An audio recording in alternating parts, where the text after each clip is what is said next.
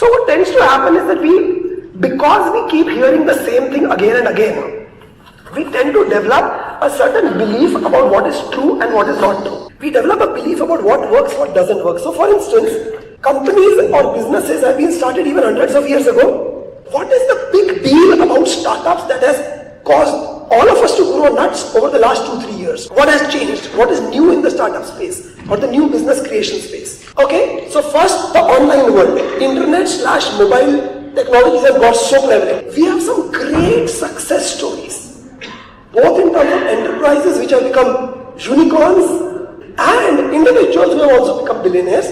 And if you want one more thing, I think the availability of capital, the fact that venture capitalists/angel investors are today willing to put in money in very early stage, very highly risky asset classes such as you guys, I think these are some of the important things that have changed. It is not as if this is what entrepreneurship is all about. For instance, if you take new business or creation of a new business as entrepreneurship, let's talk about product businesses or service business of any kind.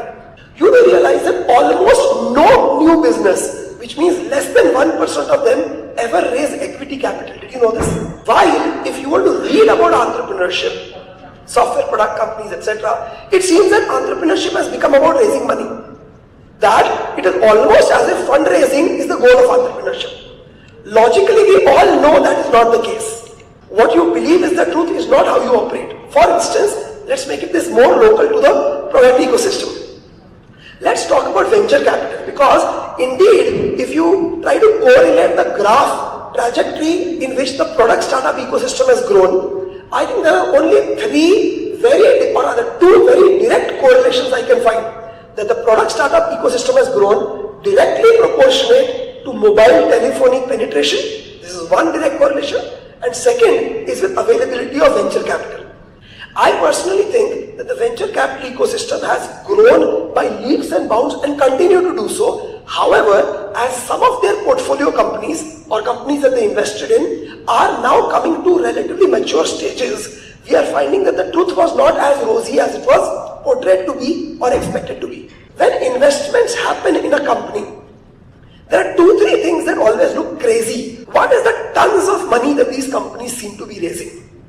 Right? Have you worried or cringed about why an e-commerce company should be given $1 billion, not valuation, $1 billion in funding? So I'm going to have an Uber for laundry. Why that person needs to be given 3 crore rupees ultimately is a dhobi. Right? The fact that it's a dhobi with an app means I'll give you 3 crore rupees. Sometimes don't these things seem a little jarring to you? What is really happening is there are 3 conflicting forces that are working with us when we are designing software products or IT products usually. One, we are very influenced by that which has already happened in the world. So what has already happened in the world? You look at advanced economies, you look at Silicon Valley, you look at UK, you look at China, you look at these places and say, you know what, this has worked. Amazon.com has worked, so Flipkart.com might work. Right? So you look at, okay, something has worked there, hence it might work here. So first, we are always very influenced by things which have already happened, and I think that's a very natural human belief. Second, we know that in India, there is lots of opportunity. For instance, if you look at some of the most successful stories, and I don't like to give cliched examples, but some of the most successful stories are indeed cliched examples, be in the e-commerce space, or in the taxi space, or in the digital wallet space, etc. If you look at those people, their growth rate over the last 2-3 years has been like 1,000%, 5,000%. What corporation grows at those places? So, if I can imagine that a company can grow at a few 100% per year for the next few years, do you understand that any valuation I give them today is justified? Because it is going to be divided by 10 or 100 or 1,000 as soon as its growth occurs. Hence, I as an investor have to get into the game now. I think that one of the problems that our entire ecosystem has faced is that regardless of problem, we create an engineering solution. See, the thing is this, the problem I find is that we go and set up a fashion e-commerce website with no knowledge of fashion, but great knowledge of how to build a website. You see the problem? We start up a food business with no ability of even making making curd. Okay, but we know how to make the software and track the delivery boy and collect the 5-star rating. You see the problem? The problem is that we are, as a product nation, and by the way, there's nothing wrong with this. As a product nation, we are at our infancy. So, we need to grow up in certain aspects. Here are some of those aspects. First, try not to correlate entrepreneurship with investment. I think investment could be one of those things, but it is not more important than, let's say, hiring. It is not more important than something, let's say, design. So please regard investment as just one of those things. I file an annual return, I hire people, I meet investors. Don't give them more importance. The second thing is that when it comes to the business model, this word scale, which one of you people said that scale is the problem. This, I think, all the good things that have happened in the product space in India and all the bad things that have happened in the product space in India, I think the single biggest culprit is this need for scale.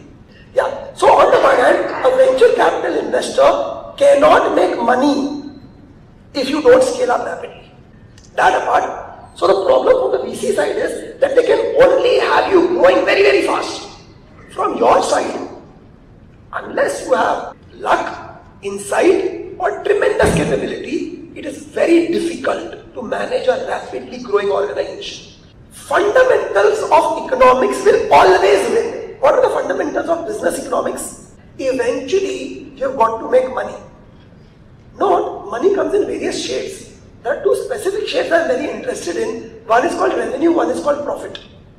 What I'm finding with a lot of people who are setting up businesses is that they are not setting up businesses, they are only creating products and processes.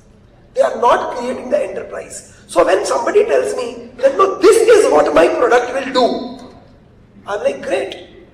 So, if they try to take the discussion to hence investment should be obtained, etc. Hold on. I said products are never ever funded. Products are researched, innovated, purchased, sold. Businesses are funded. And I have found that in the recent past, great product ideas, many of which we saw outside today. Problem is that we are creating great products, and I'm very happy that India has now come out of that purely service mentality, which we used to cry about till as recently as 10 years ago. But while our original complaint that India makes great IT services and not products is now no longer true. We are also making great products. But you know what? I still think that the complaint now is that we are not making great product-based businesses.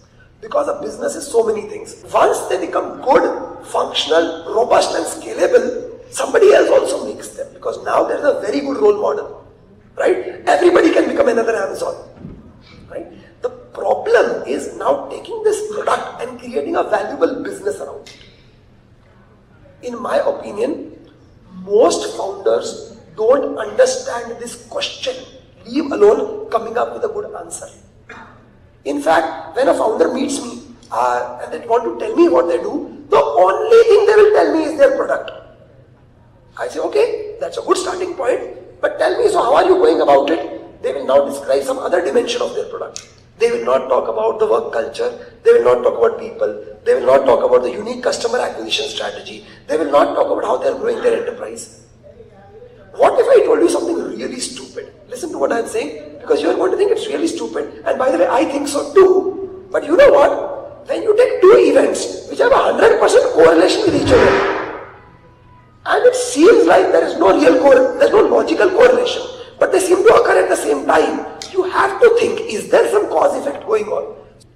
You know what common feature of all the 120 to 150 that we permitted to present to our investors, and hence naturally this is a common feature for all 50 who got funded, was that all of these on their compliances bit, which means income tax, service tax, books of account, etc., were all very good. Now if you think about it, most entrepreneurs regard bookkeeping, accounting, compliances, etc. as a necessary evil. That means, karna padta hai, we will do it. Right? And when the problem arises, we'll find a way around it, we'll tell the CA, kuch solution batao. Which is fine, I don't mind. But But you know what? If you regard those things also as an integral part of business, that is when things change. So my AntiGyan for you on this front is that your product is critical. Okay, it is as critical as the ingredients in a recipe. If you don't have the ingredients, you can't make food. I agree, your product is critical. It has to be of good quality. It has to be the right and appropriate product. But having the ingredients doesn't mean you are a good cook. A lot of us are working on the ingredients. A lot of us. And I must say, I'm impressed with the products that have been created. I'm not at all impressed with the businesses that are coming out of those products. Given the way entrepreneurship has evolved over the last 4 years only, we didn't have this problem 5 years ago. Some entrepreneurs have developed a sense of entitlement. Okay, I'm entitled to certain outcomes. For instance, some people feel that now that they have a good idea, they are entitled to be funded. No, you are not entitled. The fact that they have made a great product means I should give them a certain valuation. I don't give investments based on ideas. I give it based on my belief in the return on my investment. So this sense of entitlement where you believe I have attended 20 conferences such as this one. So now I know how things work. Well, you know what? I have spoken at more than 20 conferences such as this one. I don't know how things work. He says, it makes sense to make revenues and profits. Should we follow that path? Or should we now look at the venture capital model where you want to grow your metrics but other than revenues and definitely other than profits? You know, if I had only these two choices, I would have chosen the former. Having said that, if your competitors are following the venture capital model, so you set up a food ordering app or a taxi app or an e-commerce website, you say I will only work in a traditional profit margin basis. Good for you. But your competitors don't seem to be caring for it. You will die. And you know why you will die? Because you are the only sensible person. Which is why the discussion is around the ecosystem. This is the problem. So either you can become a super niche player. For example, you will sell only homemade cooked food in a locality. Yeah, I think you can bypass a competition, remain a small player forever. But if you want scale, unfortunately, your strategy cannot be detached from the strategy that your competitors are using. Right? I have an entrepreneur who I am mentoring. He has invented an amazing medical device which has US FDA approval. Okay, this entrepreneur has 2 PhD degrees. Don't want to tell you too much more because we are in the process of a transaction with him. Now, he can go ahead without getting funded, but he's in the medical device space where his competitors are Siemens, General Electric. Now, what will be his fate when he tries to grow that way? This is one of the things that bothers us because on the one hand, we can grow profitably. On the other hand, we know who is sitting at the other side.